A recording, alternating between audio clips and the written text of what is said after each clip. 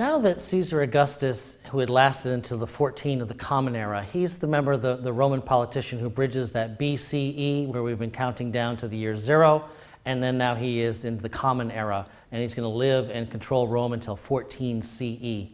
And then afterwards, he's going to leave behind a series of family members who will try to rule in a sort of a dynastic fashion, so that he had created himself as princeps, as the prime man, but the people he leaves behind him are essentially people from his family who are going to rule as if they were monarchs, even though they will not accept the title of king.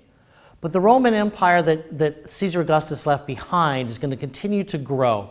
It's going to continue to expand outwards, and this map is a way for us to take a look at some of its expansion.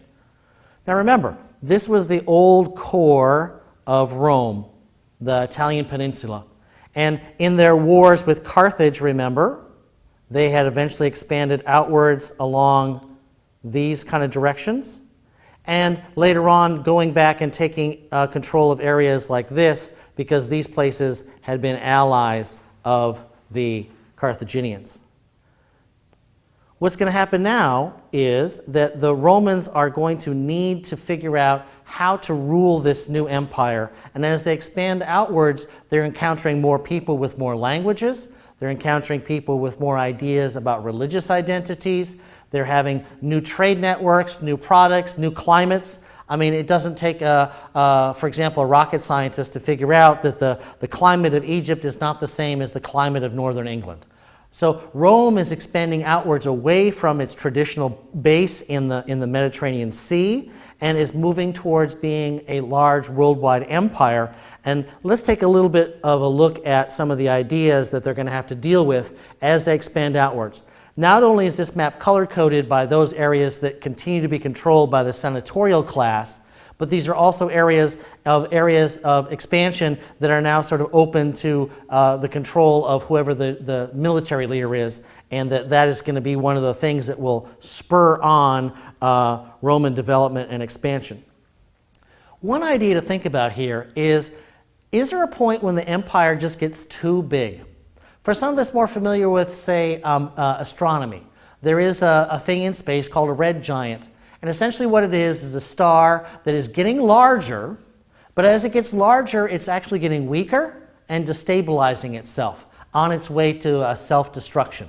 So is this kind of a sign of self-destruction? Is the Roman Empire expansion into new areas that are further and further from Rome, more and more difficult to communicate with Rome from there, more and more in need of roads and other infrastructure assignments, more and more vulnerable to outside influences and fighting forces from enemies along the borders of the emerging empire? Is expansion, is that a sign of strength? Is it a sign that the Romans are still aggressively expanding outwards because they're successful at it? Or is another way to look at it and think of this in the back of your head, is this expansion a sign of a red giant kind of syndrome? That maybe Rome is getting further and further from its roots, further and further from where it was, and now out into the wilds of what you know as modern-day Germany, or the edge of Scotland, or on the edge of Morocco, and you have to start to ask, are those areas being integral?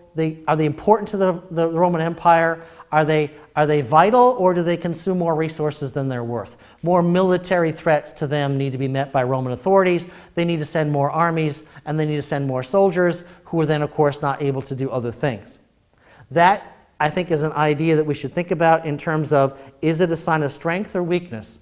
That's something we'll talk about as we continue to move forward. Another thing, as we look at that map, is it just provided a series of challenges. Remember, we are not living in an era here of the Roman Empire of instantaneous communication. They've done a good job at trying to provide roads and bridges and port facilities. They have tried to create various networks of communication. They've been trying to build walls in various areas to keep out the invaders. In other words, the Romans have made massive investments into infrastructure and now are ruling over people who have very different languages and laws and customs. They have very different systems of how they think about technology, about education, about loyalty, and that the Romans are now also encountering more and more people who do not have the same kind of religious beliefs that they do. And one of the things that's interesting about Rome in this time period is that the Romans, in many ways, as polytheistic right, have adopted and adapted significant numbers of gods and goddesses from various cultures they've encountered. We'll talk some more about that. But they are now doing some cultural borrowing aspects back and forth with the people that they're encountering, and we're going to have to see where that goes.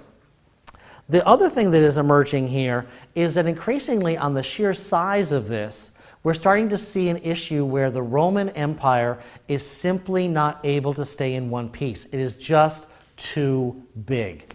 And what's starting to happen is there's sort of a breakdown on two kind of things. One, if you imagine the empire as a whole, the further north and the further west you go in the empire, the more likely you are to encounter farming communities, low density populations, not as many cities, and in many ways relatively poor in the sense that there's not a lot of trade activity, a lot of extractive resources like gold and silver mining. So that if you sort of looked at the north and the west side of the Roman Empire, you're seeing the rural, poor, Latinized part of the empire. If you looked at to the further you go to the east, you're going to encounter much more Greek-oriented culture. The prevailing Hellenistic languages that had been spread by Alexander and by the Greek colonies still was the language of most urban areas, the language of culture, the language of religion and commerce. And the Greek influence was very deep in urban areas, many of those urban areas with high population and increasingly large tax bases because they're still involved in a significant amount of long-distance trade as well as agricultural productivity. So if you take a step back and look at the empire in that 2nd century, you essentially have a Western, poor, Latin, rural, low-density area of the empire in general. And the further east you go, you have one which is much more urban, much wealthier, and much more Greek. Take a look at your reading and see how this building of the empire is going to have within it the seeds of its destruction because it's just growing too large. And within the empire itself, not only is it too large, it's also increasingly divided by language, culture, and economics. Be sure, of course, to check out if there's some sample questions to help you understand this area as well.